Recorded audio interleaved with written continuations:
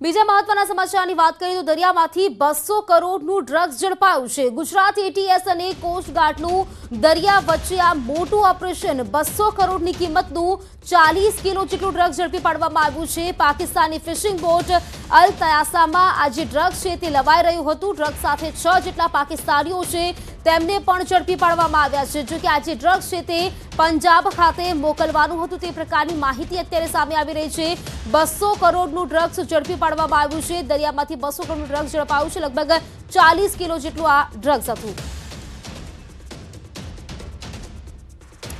વધુ વિગત મેળવીએ અમારા સંવાદદાતા જનક દવે પાસેથી। જી જનક, જે પ્રકારે વાત કરીએ દરિયામાંથી 200 કરોડનું ડ્રગ્સ ઝડપાયું છે, લગભગ 40 કિલો જેટલું આ ડ્રગ્સ છે, શું વધુ માહિતી છે આ વિશે?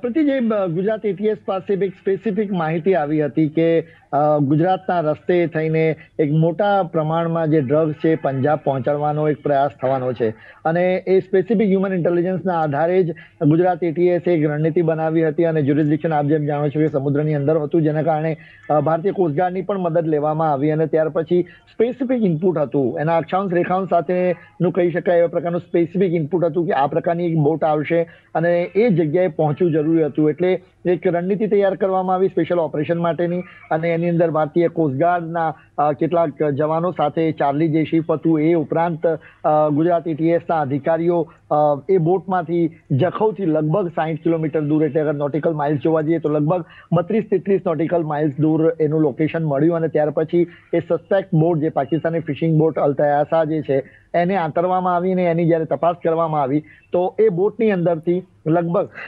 39 કિલો એટલે લગભગ 40 કિલોની આસપાસનું જે ડ્રગ્સ છે એ પકડવામાં આવ્યું, જેની આંતરરાષ્ટ્રીય બજાર કિંમત 200 કરોડની આસપાસની થાય છે। અને અલ તયાસા બોટની અંદર 6 પાકિસ્તાની ફિશરમેન નાગરિકો છે, એ ફિશરમેન જ છે કે બીજું કોઈ ડ્રગ્સ માફિયાઓ છે એની તપાસ અત્યારે થઈ રહી છે। એ ઉપરાંત એ ડ્રગ્સ સાથે સાથે જે બોટ છે એને અત્યારે જખૌ લાવવામાં આવી રહી છે અને ત્યાર પછી વધુ આનું ઇન્વેસ્ટિગેશન થશે અને એમાંથી વધુ માહિતી બહાર આવી શકે।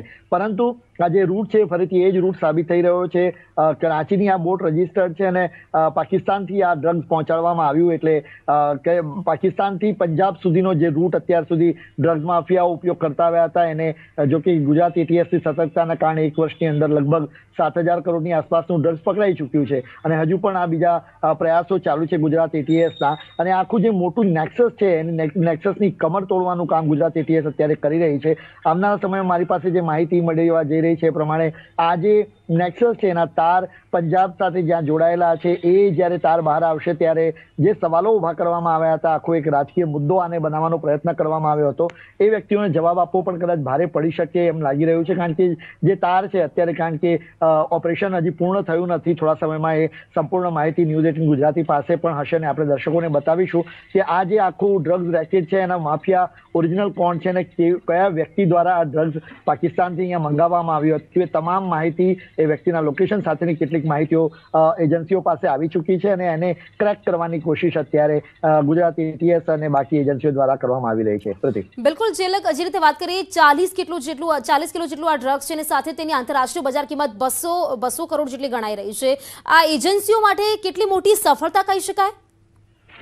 બિલકુલ ચોક્કસ કહી શકાય અને સમય પકડાયું છે। પ્રતિ આપ જો 1 વર્ષની અંદર મેં આપને આંકડો જે કહ્યો પ્રમાણે લગભગ 6700 કરોડની આસપાસનું ડ્રગ્સ પકડાયું છે અને હજી પણ આ જે પ્રયાસ કરવામાં આવે છે એને તોડવામાં આવી રહ્યા છે। તો અત્યાર સુધી જો એક સેફ પેસેજ અથવા તો સેફ રૂટ તરીકે જે ગુજરાતને જાણવામાં આવતું હતું એ ગુજરાત એટીએસની સતર્કતાના કારણે હવે મુશ્કેલ થઈ ગયું છે અને જે પહેલા મોટા પ્રમાણમાં ડ્રગ્સના કન્સાઇનમેન્ટ મોકલવામાં આવતા હતા એ કન્સાઇનમેન્ટ હવે મોકલવાની હિંમત ડ્રગ માફિયાઓ દ્વારા કરવામાં નથી આવી રહી। આ પહેલા પણ આપણે જોયું કે કોલકાતાથી એક મોટા પ્રમાણમાં ડ્રગ્સ કન્સાઇનમેન્ટ પકડવામાં આવ્યું અને ડ્રગ્સ કન્સાઇનમેન્ટમાં એજન્સીઓને ગુમરાહ કરવા માટે ડ્રગ્સ માફિયાઓ કહી શકાય ગિયર બોક્સની અંદર અથવા તો કપડાની અંદર છુપાવીને પણ મોકલે છે, પણ એની માહિતી પણ એજન્સીઓ પાસે આવી જાય છે અને એ ડ્રગ્સ પકડી લેવામાં આવે છે। તો જે ડ્રગ્સનું દૂષણ છે એને સુધી પહોંચવું અને માફિયાઓ સુધી પહોંચીને એ આખા ડ્રગ્સના રેકેટને તોડવા માટેની ગુજરાત એટીએસના પ્રયાસો છે।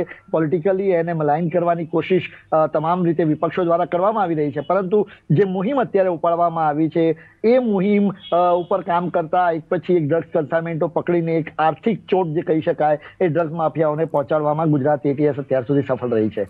બિલકુલ જનક, આભાર આપનું જાણકારી આપવા બદલ। તો જે પ્રકારે વાત કરીએ ડ્રગ્સ નેટવર્ક પર આ સ્ટ્રાઇક, જેમાં પાકિસ્તાની ફિશિંગ બોટમાં જે ડ્રગ્સ લવાઈ રહ્યું હતું તેને ઝડપી પાડવામાં આવ્યું છે.